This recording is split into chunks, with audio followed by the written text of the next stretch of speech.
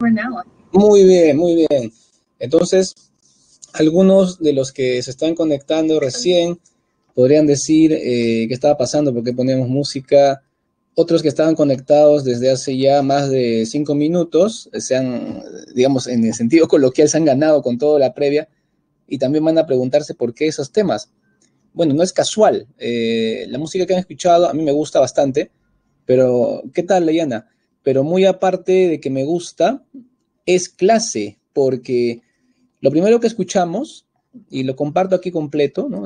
Tal vez les interesa escucharlo más, ¿ya? Lo primero que escuchamos es una compilación de las composiciones de piano, los nocturnos, de Frédéric Chopin.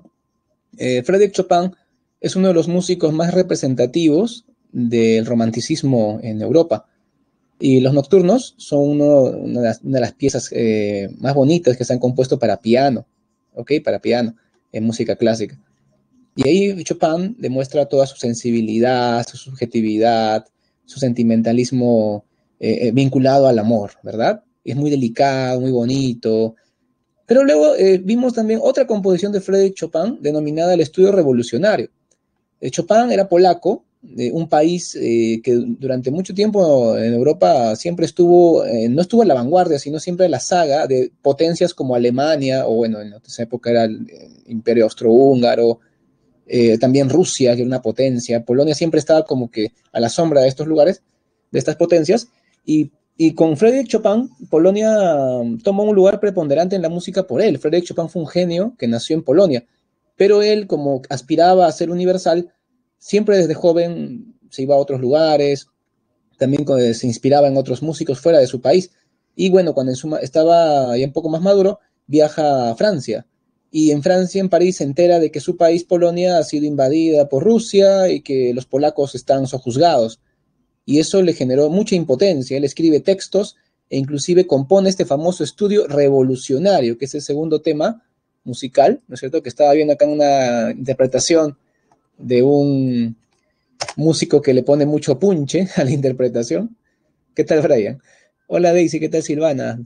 Entonces, esta es la otra parte del romanticismo, porque él es un nacionalista, es un patriota, él sufre su patria y escribe este estudio, que es un tema muy complejo de tocar, especialmente para la mano izquierda del pianista, que se considera uno de los grandes logros de los pianistas dominarlo, lo que demuestra también el virtuosismo típico del romántico y también su nacionalismo.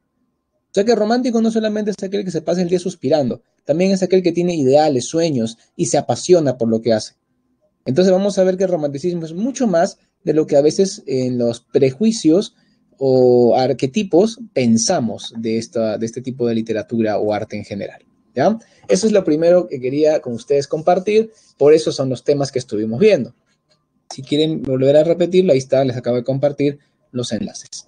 Ahora, quiero iniciar también la clase con una encuesta. Una encuesta. ¿Ya empezaron a leer El mundo es ancho y ajeno o La ciudad de los perros? Claro que es preferible empezar con El mundo es ancho y ajeno, ¿no? He puesto la encuesta. A ver, empezar a leer quiere decir que ya abriste el libro, ya leíste un poco, te gustó, estás leyendo. Y si es no, es porque aún no le empiezas o no has conseguido todavía el texto. Si es de conseguir el texto, el profesor de Multichat te lo puede facilitar en PDF. Así que puedes tenerlo en la pantallita, aunque sea si es que no lo tienes impresa, las novelas. ¿Ya? Y si las has empezado a leer, estoy seguro de que ya te diste cuenta que estas novelas por algo son clásicos de nuestra literatura y ya estás embebido en la lectura, ¿verdad? Espero que la termines a tiempo, cada una. El mundo es ancho y ajeno, deberíamos acabarla para la semana 10 y La ciudad de los perros más tardar la semana 14 para poder aprovechar al máximo las clases que vienen después de esas semanas. ¿Ya? Ese es el consejo que les doy. Muy bien. Bueno, ya votaron más de la mitad de los alumnos de la sección. Estamos esperando un poco más. Es una respuesta sencilla, no es que no hay que pensar, simplemente, ¿verdad? Ya empecé, sí. O me falta empezar. No, ya está, listo, se acabó. Bien, veo que casi la mitad de los alumnos encuestados ya empezaron muy bien y un poquito más de la mitad todavía no. Bueno, no lo aplacen tanto, ya estamos en la semana 3, ¿ya? Así que, ya sabes, el primer paso importante para lograr algo es empezar. Así que empieza ese paso de una vez, empieza a leer las novelas. O bueno, algunos ya la habrán leído tal vez, entonces me dicen sí, ya la leyeron, ¿no? También vale eso, ¿no? Ya la leyeron, una repasadita, una relectura, no está de más nunca. Bien, entonces chicos, vamos con literatura del siglo XIX y XX. En la literatura del siglo XIX y XX, lo más importante va a ser el romanticismo, el realismo y la vanguardia, ¿ya? Y de eso vamos a estudiar un poco hoy día. Primero, el romanticismo y sus características. Con la música de Frédéric Chopin, creo que ya hemos visto un poquito, ¿no? Ya hemos visto un poquito. Hemos visto que el romanticismo tiene tendencia a al sentimentalismo, al apasionamiento, a la dificultad, por ejemplo, lograr hazañas con el instrumento musical en el caso de la música, ¿no? En literatura también demuestra un culto al yo, una tendencia que se luzca la creatividad, el genio del autor. Eso es muy importante en el romanticismo. También vimos que el romanticismo es nacionalista, patriota, ¿ok?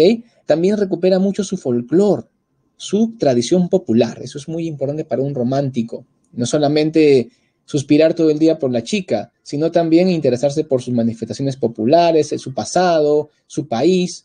Entonces, la gente que es, esa gente que dice odio el Perú me da pena, que me da vergüenza ser peruano, no es romántico para nada. Así como también no es romántico aquel que dice, no me gusta la música romántica, no me gusta los corazoncitos, los detalles, yo detesto todo eso, también ese tipo no es romántico. Así que los románticos son los que se apasionan, los que tienen ideales, los que luchan por un sueño. Ellos son los románticos. Yo estoy acá seguro que todos ustedes son románticos.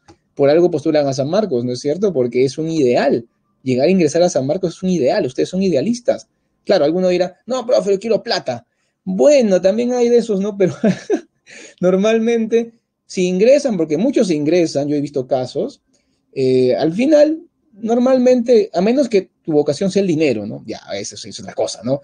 Pero normalmente se equivocan de carrera y al final estudian algo que en realidad no les gustaba porque pensaban que iba a tener plata. Así que te recomiendo, si te gusta el dinero, métete a carreras empresariales, no lo dudes. Pero si vas a estudiar medicina por dinero, derecho por dinero, no es lo correcto. Y a la larga te darás cuenta. Espero que antes que después. Bien, luego vamos con el realismo. El realismo es otro momento importante desde mediados del siglo XIX. ¿Ok? El realismo desde mediados del siglo XIX es el momento importante en que la literatura se contagia de la revolución industrial, le da mucha importancia a la objetividad, la ciencia y la técnica. Y los autores empiezan a preocuparse por la sociedad y por sus dificultades. Por eso es que el romanticismo es dejado de lado, porque el romanticismo evadía la realidad, estaba en contra de la máquina, la evolución, estaba más bien a favor de lo antiguo, el pasado legendario, medieval. Fyodor Dostoyevsky es el autor que estudiaremos, es ruso, pero recuerda que el realismo surge en Francia, sino que en Rusia se vieron frutos muy sazonados del realismo. La novela Crimen y Castigo va a ser nuestro fondo en esta clase. Luego veremos un poquito literatura del siglo XX y no vamos a enfocarnos en todo, pues porque la literatura vanguardista es muy amplia. Vamos solamente a enfocarnos en algunos aspectos técnicos de la narrativa. Esto va a ser un primer acercamiento a un tema clave de este curso, la narratología. La narratología va a ser el tema que nos va a permitir analizar el mundo sancho y ajeno y la ciudad de los perros. Entonces vamos a estudiar narratología más o menos en la semana 9, luego vamos a practicarla analizando el mundo sancho y ajeno y la ciudad de los perros. Así que hoy día es nuestro pinito, nuestro primer acercamiento a narratología en la última parte de la clase. Es recontra interesante, no pienses que es aburrido, ¿eh? Para nada. Con ejemplos, leyendo un poco nada más, ya tenemos ideas de las innovaciones técnicas que nos ayudarán mucho a entender narratología en clases posteriores. Así que ahí está el menú. Espero que les parezca interesante. Vamos a ello. Lo primero es el romanticismo. Ya te había explicado un poco a partir de la música de Frédéric Chopin. Espero que te haya gustado también estos temas que vimos del gran Chopin. Bueno, se escribe Chopin, ya, pero no se pronuncia Chopin, no se escribe, se pronuncia Chopin, ya, Federico Chopin. Muy bien. En el siglo XIX el romanticismo es el primer movimiento importante, pero no surge en el siglo XIX. El romanticismo surge a fines del siglo XVIII. Sí, justo cuando empieza la Edad Moderna con la Revolución Francesa. En esa época el romanticismo está en plena gestación. ¿Y dónde y cómo se gestaba? Bueno, se gestaba principalmente en los países que estaban como que en lucha contra la Francia postrevolucionaria, la Francia napoleónica, es decir, Alemania, la región de Alemania, la región de Inglaterra también, que fue rival de Napoleón, es cierto, la Inglaterra de ese tiempo.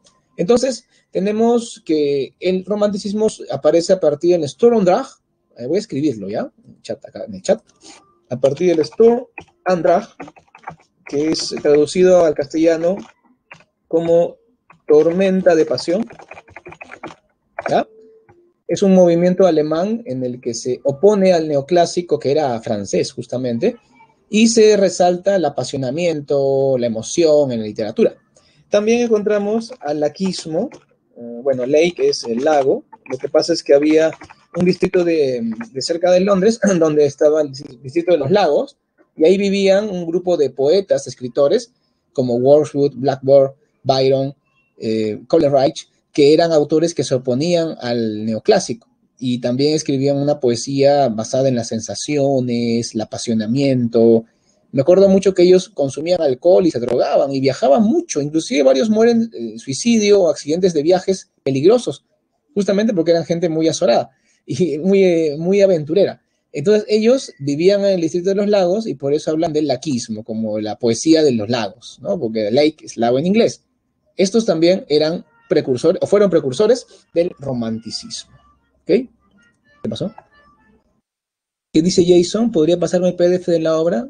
¿Qué obra? A ver, especifica, por favor, Jason. Listo. Vamos aquí. La subjetividad, ya saben, es darle realce a tus sentimientos, a tu persona.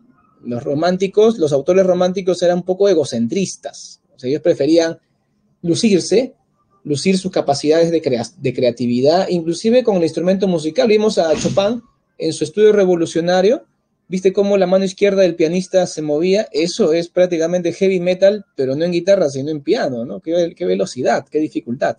Así que encontramos la subjetividad, el apasionamiento, la imaginación, el ideal, ¿no? Buscar lo más bonito, lo más hermoso, lo más perfecto.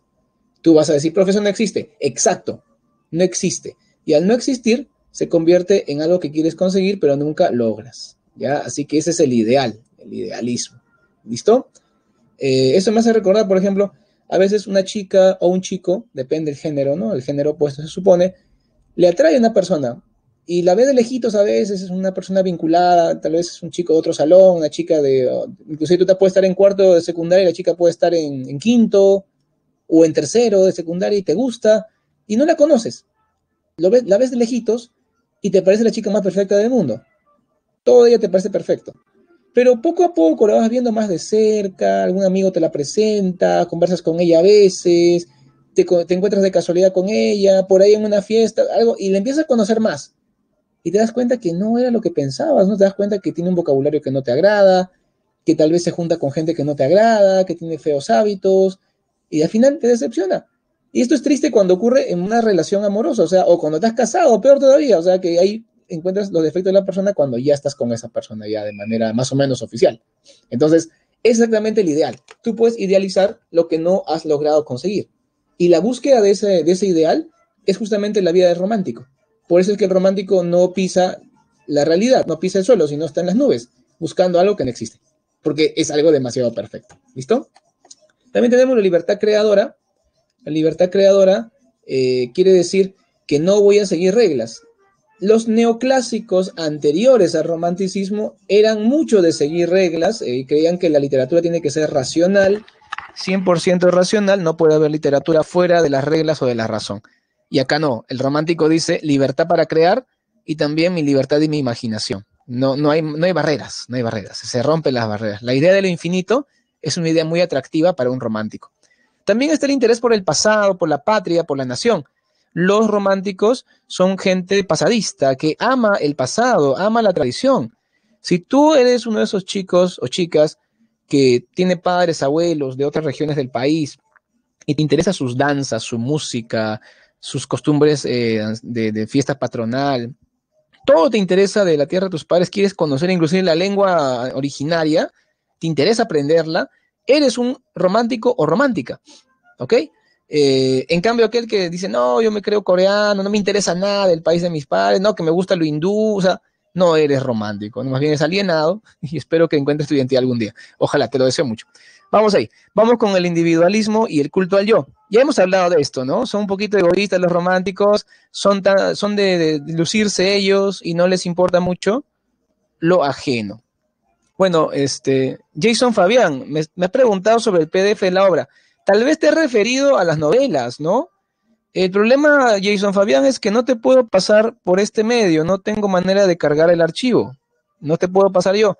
Por eso tienes que pedirlo en el multichat. Y la obra es El mundo es ancho y ajeno y la ciudad y los...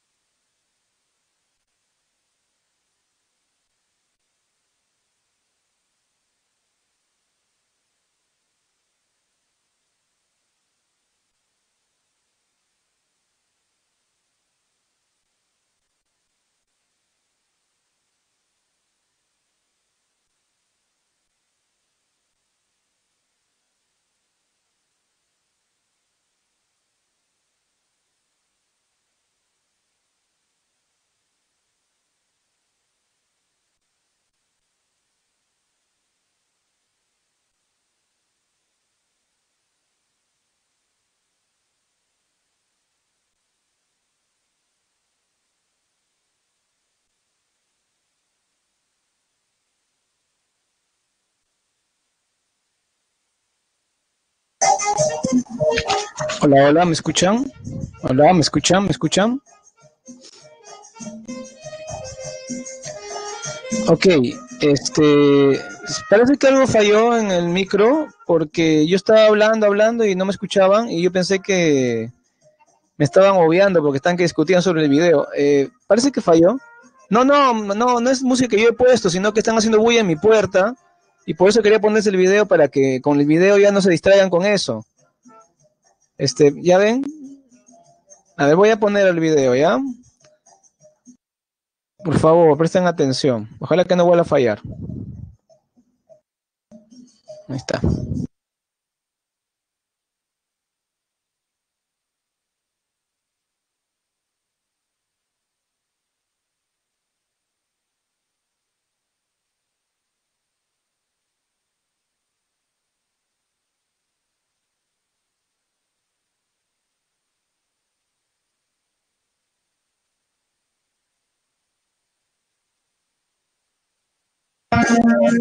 A ver, al son de la vaca Lola, escuchen por favor. La edad antigua es lo que estudiamos como clasicismo y ya vimos un poquito de esto en la literatura griega. ¿Ya? Abarca literatura grecolatina antigua. En la Edad Media hemos estudiado literatura medieval, el cantar de gesta, los trovadores, y hemos terminado viendo el poema épico La Divina Comedia. ¿Ok? En la Edad Moderna, como puedes ver, tenemos la siguiente secuencia: Renacimiento, Barroco y Neoclásico, o Ilustración. El romanticismo sería ya un movimiento que inicia la Edad Contemporánea. Y como acaban de ver ahí, el Sturm-und-Drang o el laquismo son los movimientos precursores. ¿Listo? Seguimos, por favor, evitando esta música que me molesta.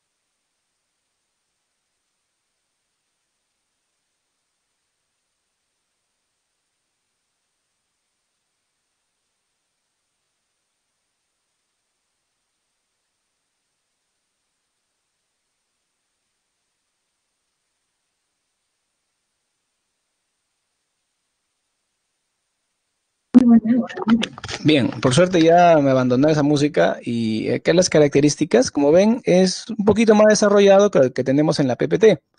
Todo lo que ha dicho el locutor está muy bien, ¿ya? Hasta este punto está muy bien. Sigamos avanzando.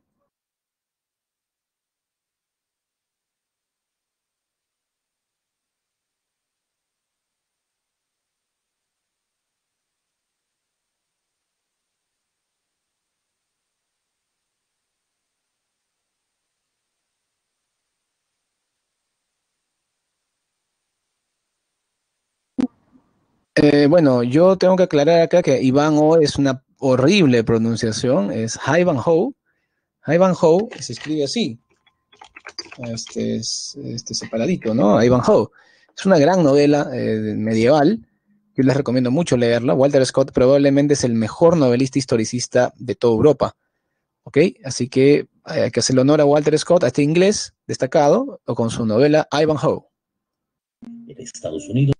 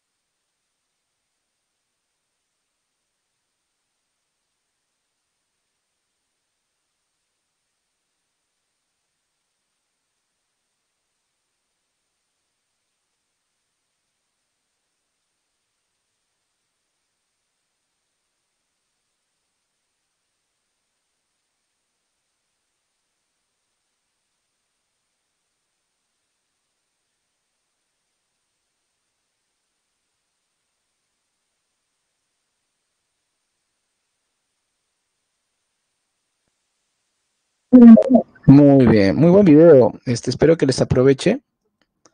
Ahora, vamos ahora con el realismo. El realismo es la otra cara de la moneda, ¿ok? El romanticismo tenía ciertas características que espero que ya te hayas familiarizado. El realismo es lo contrario. El realismo surge en Francia ya hacia mediados del siglo XIX, en pleno apogeo de la revolución industrial, en pleno auge de la ciencia como noción ordenadora, como noción clave de la evolución de la humanidad. Por ejemplo, Darwin con la teoría de la evolución y poco después Mendel con la teoría de la herencia empezaban a hacer cambiar la manera de que vemos nuestra existencia. Y también la técnica y la ciencia hacían pensar al ser humano en las grandezas de un futuro mucho mejor. Todo esto hizo que el entusiasmo por la objetividad fuera muy grande y que la ciencia positiva influenciara hasta inclusive la literatura, que es un arte. Así que aparecen los novelistas y cuentistas que tratan de convertir su novela, sus cuentos, en pequeños laboratorios, donde se experimente con posibilidades de mejora para la sociedad. Esto demuestra que la literatura de realismo es una literatura muy comprometida con mejorar el entorno social, con estudiar al ser humano en su contexto, digamos, contemporáneo, y de esa manera apoyar a un desarrollo, mejorar al ser humano. Así que no es como el romanticismo que se centraba en el autor. El realismo se centra mucho en la sociedad. ¿Ok? Tiene la objetividad, descripción detallada de personajes, ambiente, lugares, situaciones. Inclusive se hace también un realismo psicologista. Por ejemplo, Stendhal lo inicia en su novela Rojo y Negro, y el gran Fedor Dostoyevsky lo desarrolla más en sus novelas y se convierte en el padre de la novela psicológica. Ahora tú vas a decir, profesor, pero si el realismo es social, ¿cómo va también a enfocarse en lo psicológico? Eso es interno al ser humano.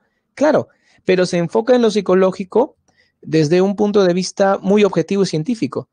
Es decir, se estudia la relación entre los procesos mentales y la conducta. No que la pasión, que por qué se enamora. No, no, no. Los procesos mentales y la conducta. Es decir, le da un enfoque científico al tema psicológico. ¿Ok? Así que vemos realidad social, racionalidad, preferencia por el presente, aunque también es realismo historicista, pero no es tan común. Lo normal es estudiar el presente. Y también hay el contexto social. Es muy importante el contexto social. La problemática de la sociedad es enfocada por los realistas. Recordemos, surge en Francia con autores como Balzac o Stendhal, tiene su gran apogeo con Flaubert, y llegamos bueno, también Guy de Maupassant, el gran cuentista, y llegamos a la última etapa con Émile Zola y el naturalismo, ¿no? Que es una vertiente final. Sin embargo, es en Rusia donde encontramos a los autores tal vez más destacados, como Lev Tolstoy y sobre todo Fedor Mikhailovich Dostoyevsky, un autor muy importante. Te comento como anécdota que por fin, después de tantos años enseñando, ha llegado el momento en que puedo decir esto. Este año se celebra el bicentenario de nacimiento de tres grandes escritores. Fedor Dostoyevsky, que estamos viendo aquí en la imagen, sus fechas, también de Charles Baudelaire y también de Gustavo Flaubert. Los tres nacieron en 1821, el mismo año que José de San Martín declaró la independencia del Perú. Ya, y es el momento, por fin, después de tantos años de decirlo, ha llegado el año en que puedo decir, este año es el bicentenario. tanto de Perú, de su independencia, como de tres grandes escritores, Dostoyevsky, Flaubert y Baudelaire.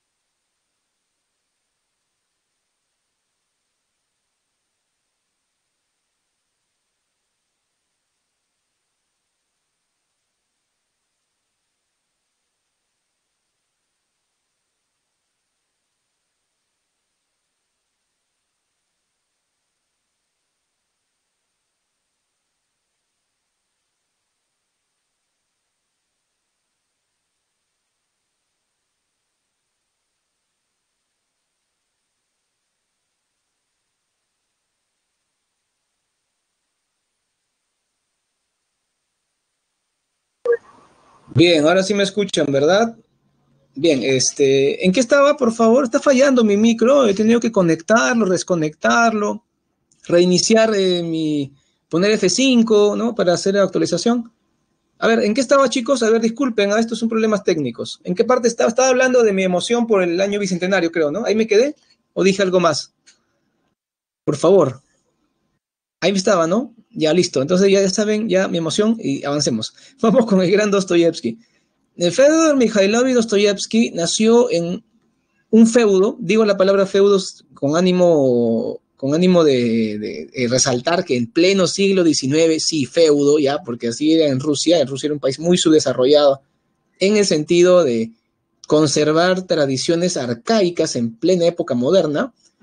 El papá era un ex médico militar, un hombre muy violento, muy agresivo, muy machista, obligó a sus hijos a hacer lo que él quiso siempre y a golpes. Fedor, de niño, no tuvo una infancia feliz porque su madre también falleció y su papá lo trató muy mal. Y cuando era un jovencito lo mandó a estudiar ingeniería militar. No porque a Fedor le gustase, sino porque el papá quería que su hijo sea ingeniero militar, o sea, un ingeniero de las Fuerzas Armadas. Dostoyevsky estudia la carrera, pero no llega a ejercer. Él se retira del ejército y como ya es adulto, maneja su vida como quiere. Y él quiere ser escritor. Se aleja de su padre y empieza su carrera. Le va bien al principio, pero luego tiene un problema.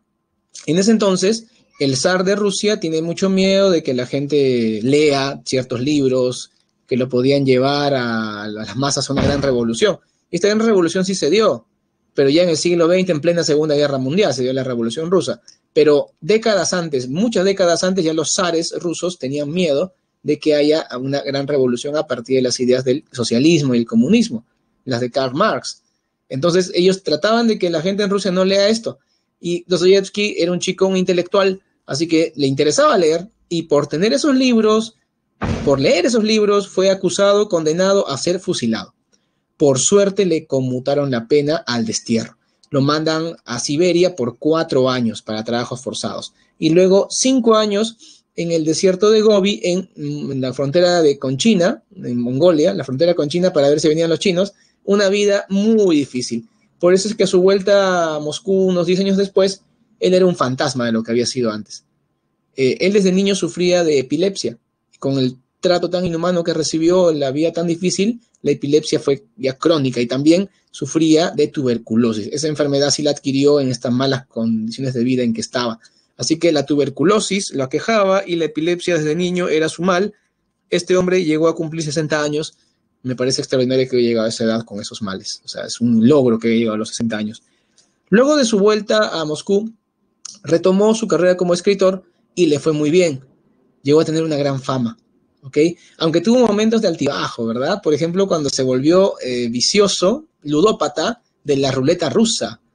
Era vicioso él, así que él llegó a escribir una pequeña novela que es una pieza maestra de su obra, que es El jugador, donde estudia la ludopatía, de la parte psicológica, porque él la padeció. Inclusive él se endeudaba por jugar y justamente un editor le dijo, ¿quieres dinero rápido? Escribe una novela rápido y yo te doy dinero. Entonces él escribió El jugador a la volada nomás para ganar dinero y salió una gran obra. Una gran obra. Bueno, su obra cumbre, en opinión de él mismo, es su última novela, Los hermanos Kamarázov.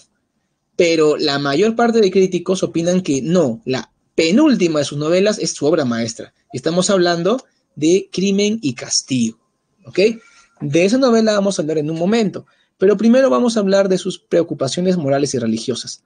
Dostoyevsky, como buen ruso que era, pertenecía a la Iglesia Ortodoxa rusa, una iglesia alternativa, no es la Iglesia Católica. A Dostoyevsky no le manda el Papa en un sentido religioso. Tienen ellos otro sistema. Y según Dostoyevsky, por ejemplo, ahí se habla el griego, no el latín como lengua de culto. Según Dostoyevsky, la Iglesia Ortodoxa rusa es la verdadera iglesia, no la Iglesia Católica. La Ortodoxa rusa es la verdadera iglesia, es la iglesia que conserva el mensaje de Jesucristo de manera pura. Por eso para él la Iglesia Católica es corrupta y toda Europa occidental, que está en esta onda, bueno, protestante o no, todo ese mundo europeo occidental lo considera un mundo lleno de corrupción e inmoralidad. Y aún así se dio su gira por París, por Londres, por Berlín, cuando ya era famoso poco antes de morir, se dio su gira por ahí a pesar de que consideraba que esos lugares eran pecaminosos. ¿Quién entiende los escritores? En fin, solamente lo invitaron con todo pagado, así se voy. Entonces, Dostoyevsky siempre tiene personajes que sufren de algo así como fanatismo religioso, que son místicos.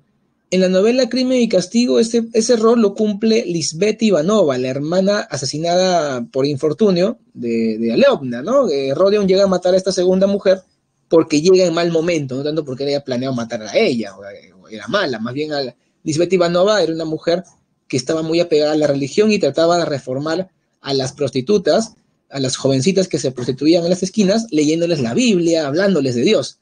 Y esa mujer que tenía un mensaje positivo, la mata a Rodion por una cuestión de circunstancias, no por un plan o porque le tuviera cólera a ella.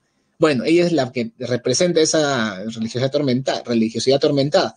Aunque también podemos hablar de que Sonia, en la novela Crimen y Castigo, tiene un poco esto, porque ella es una chica también muy religiosa, esa idea del perdón, la idea del amor que tiene la iglesia tradicional, también la tiene ella, ¿no? Que ella también es una seguidora de Lisbeth Ivanova. Luego tenemos que Dostoyevsky hace un profundo análisis de los personajes, la psicología, es decir, refleja el mundo interior de sus personajes de manera muy minuciosa. ¿Cómo lo logra? Dostoyevsky es muy fino. Él, en su tiempo, todavía no se usaba el monólogo interior, no estaba eso de moda, digamos. Así que lo que hace Dostoyevsky es más bien tomar lo que es el uso de los diálogos, ¿no? Por eso acá dice como última característica de su narrativa, tendencia hacia lo dramático. Es decir, él utiliza los diálogos de los personajes para que el lector entienda mejor al personaje. No sé si lo captan. Algo así como que en lugar de que el narrador me diga, él pensaba tal cosa, ella sufría por tal cosa, no. En los diálogos nos damos cuenta lo que padecen los personajes, su psicología interna. Así que eso es la tendencia hacia lo dramático, es decir, el uso de los diálogos. Por eso yo te puedo decir que la poesía de César Vallejo, en Poemas Humanos y España aparte de mí este cáliz, que son sus poemarios póstumos, que es poesía que escribe en Europa, tiene la misma característica que la narrativa de Dostoyevsky. Ambos están dramatizados. ¿En qué sentido? En el sentido que utiliza mucho el diálogo. En la poesía de Vallejo hay mucho de diálogo, mucha dramatización en esta poesía, de su etapa europea, de compromiso político, social, igual que en las novelas de Dostoyevsky. Así que no te vaya a confundir la palabra dramático, porque los periodistas la utilizan de una manera incorrecta. Ellos dicen, es un drama de la vida real. Dicen mal, muy mal, porque sería una tragedia, porque son hechos tristes, ¿no? Tragedia es lo terrible. Drama es llorar y reír. Llorar y reír. Pero en el caso de la narrativa de Dostoyevsky y la poesía de Vallejo, dramatizan por el uso de los diálogos. Espero que lo hayas captado. A ver, religiosidad atormentada, ya hablamos de eso. Siempre esa reflexión sobre la persona religiosa, que tiene sus ideales religiosos, pero que chocan con la realidad. Y también solidaridad con el sufrimiento humano. Dostoyevsky siempre hace que sus personajes sean víctimas o criminales. Víctimas o criminales. Siempre son víctimas o criminales, ¿ok? Hay algo más. Si bien él es el padre de la novela psicológica, en sus novelas nunca deja de reflejar la problemática social de su tiempo. Siempre es muy crítico de la problemática social, como telón de fondo, muy bien hecho, por cierto, de su temática principal, la psicología de los personajes. Muy bien. Vamos ahora con Crimen y Castigo. Crimen y Castigo es la novela penúltima del autor. Para él es una gran novela, pero no la mejor. En cambio, para la crítica es la mejor, sin lugar a dudas. Crimen y Castigo tiene como tema principal el conflicto ético entre una moral cristiana humanitaria y una moral intelectualista y antihumanitaria. Es decir, nuestro amigo protagonista Rodion Raskolnikov tiene un conflicto entre la idea de ayudar a los débiles, apoyar a los que tienen más problemas en la vida, como el caso de su familia o la gente pobre que ve en Moscú, pero también dice, para lograr esto es necesario matar gente que sea inútil o sea nociva para la sociedad. En este caso a Lyubna Ivanova, que era una vieja usurera, muy mala, muy rica, que aprovechaba de su dinero para aprovecharse de los demás, abusar de la pobreza de los demás. Rodion dice, piensa, ¿no? Si la mato yo, lo haría por un acto de justicia, no tendría remordimientos. En cambio, una persona ambiciosa e ignorante la mataría y seguramente se arrepentiría porque lo ha hecho por pura maldad, por pura ganas de tener dinero. Pero yo lo haría por ayudar a los demás. Así que yo, como soy un chico inteligente, estudioso de filosofía, lo haría y sabría las consecuencias y por qué lo he hecho y no tendría remordimientos. Esta idea está, digamos, criticando a algunos conceptos filosóficos que aparecían en la Europa de ese entonces. Todavía Nietzsche no había aparecido en escena como el superhombre propiamente dicho, pero ideas previas a Nietzsche, digamos los antecedentes de Nietzsche, ya estaban en el contexto filosófico de la época en Europa. Y contra esas ideas se va Dostoyevsky, se va contra los precursores de Nietzsche, no contra Nietzsche, porque Nietzsche publica sus obras después de Crimen y Castigo. Así que ya sabes, la idea del superhombre, que luego de Nietzsche llega hasta el momento terrible con Hitler, ya en el siglo XX, digamos que Dostoyevsky ya estaba en contra de esas ideas. Nadie es superior a nadie en la sociedad, todos somos iguales. La moral, la ética es para todos, ¿ok? Otros temas, el amor como factor de regeneración moral. ¿En qué sentido?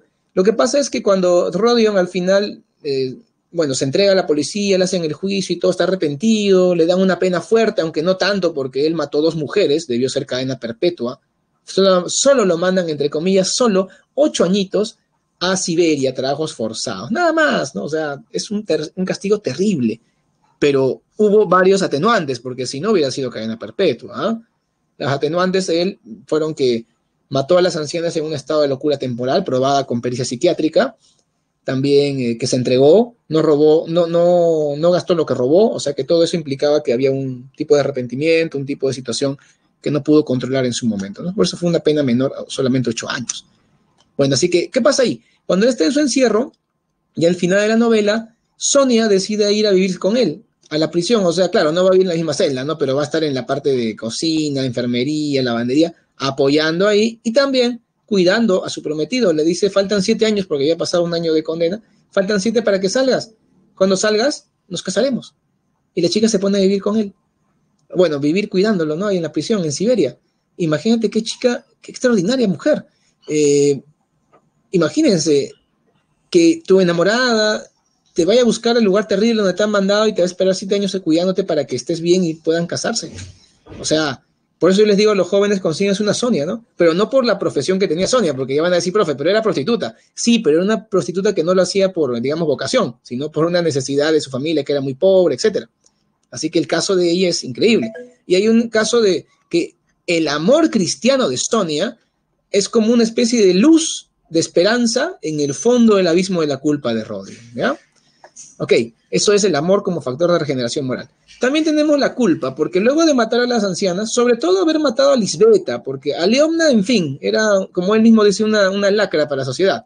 Pero Lisbeta era una mujer que era positiva, porque inclusive ella daba un mensaje a las mujeres, a las meretrices. Inclusive Sonia le decía, cuando son enamorados, le confiesa, ¿no? Me da pena Lisbeta, era una buena señora, yo la escuchaba, ¿no? Claro, antes que se la lleve un cliente, ¿no? Así que Rodin tiene más remordimientos ahí. La culpa, ¿no? La culpa es para todos, no solamente para los que se creen superiores o inferiores. Después tenemos la pobreza y los problemas sociales, ¿no? ¿Qué problemas vemos aquí? La usura, el alcoholismo, la prostitución también. Esos son los temas sociales que se ven. A ver qué dice Mauricio. Esa chica sí está en las malas y peores. Así es, Mauricio. Vamos con el comentario. La novela es una novela que a un nivel superficial, ¿está bien? Tenemos la trama del asesinato, la investigación, sanción. Es una novela policial, porque está todo el iter criminis, ¿ok? A ver, por si acaso el latinajo, después no me digan cómo se dice.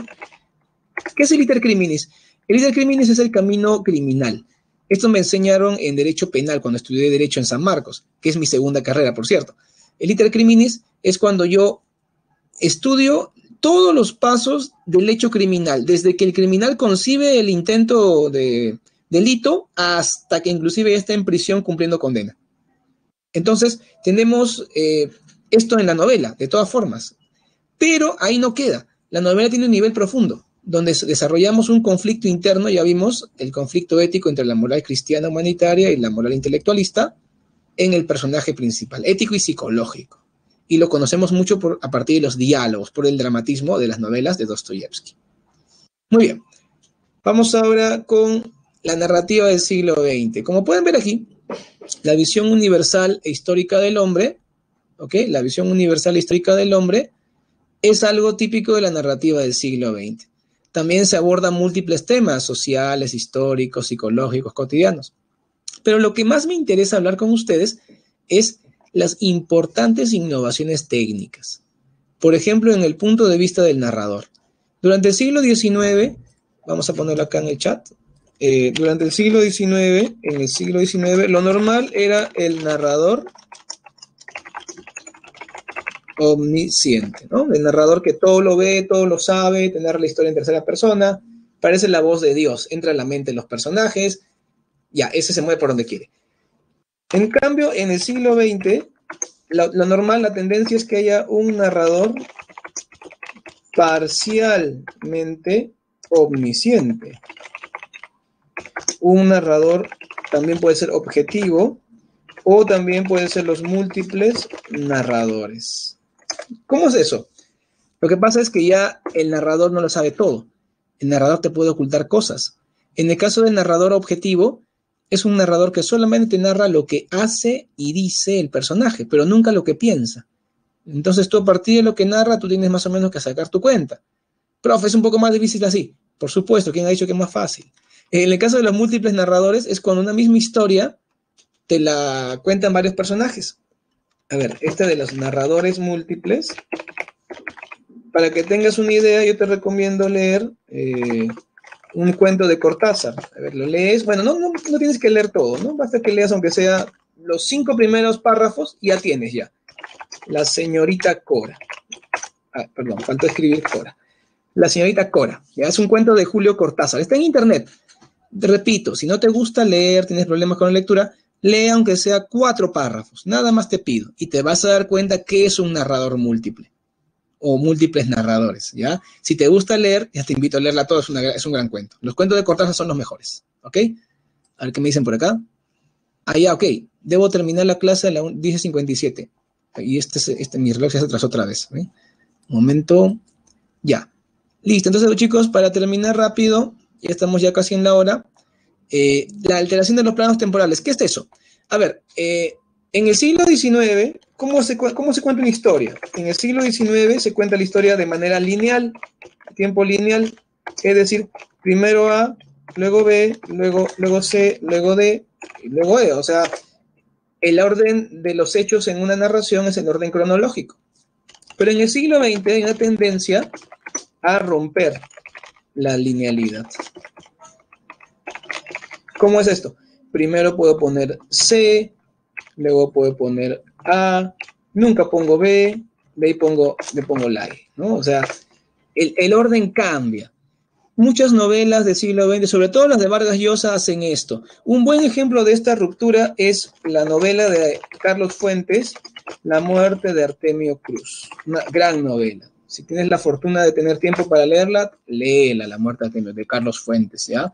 Aunque también en La ciudad de los perros hay ese quiebre, porque en La ciudad de los perros hay una historia principal que está interrumpida por las historias particulares de los personajes. Aquel que ha leído la novela sabe a qué me refiero, el que la va a leer ya entenderá, ¿ok?